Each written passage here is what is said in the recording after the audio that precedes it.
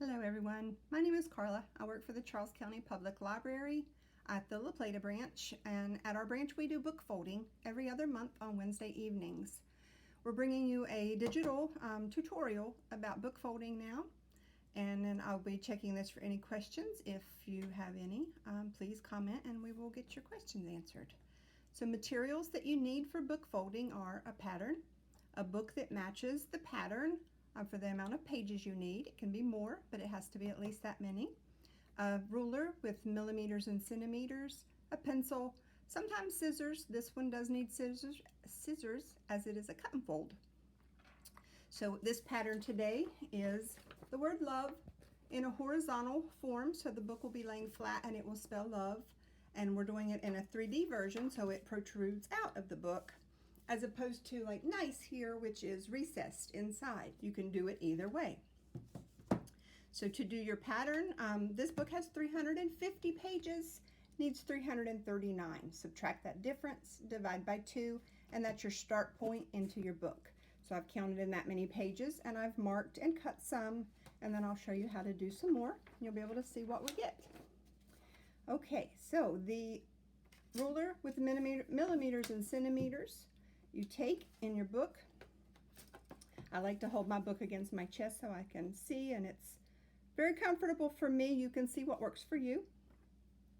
And then my pattern has the marks. So I have 6 marks for this page. All of them should always be an even number: 9.7, 10.5, 12, 13.2, 16.4, and 17.1.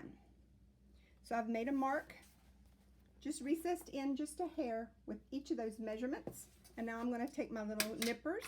The nippers have a mark on them. It's a little silver line that I put that is 1 centimeter. 1 centimeter. It is easier to cut them the same depth every time if you just make a mark. 1, 1.5, no more than 2 usually. So now I'm going to take my snipper, marking up to that line or holding up to that line, and I'm just going to cut in. Just easy peasy, nip nip.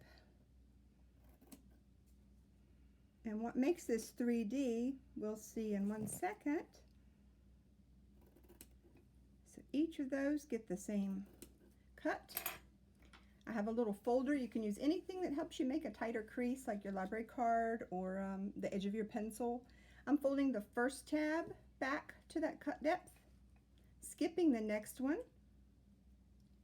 crease it, skipping again. So this is the 1, 2, 3, 4, 5th tab, and the last one. And that's going to make this come out at us. If we did it the opposite direction, skip the first and fold the second, 4th, and those even number ones, it will do the recess version. And you can see it's starting to spell love. We've got the cursive and everything going there, and I will just continue through my pattern. I could do it a page at a time of the marks, start, stop. It's real easy to control what you want to do and how you would like to do it. This one is about a 3 on difficulty, and again, I will be checking for any questions you have.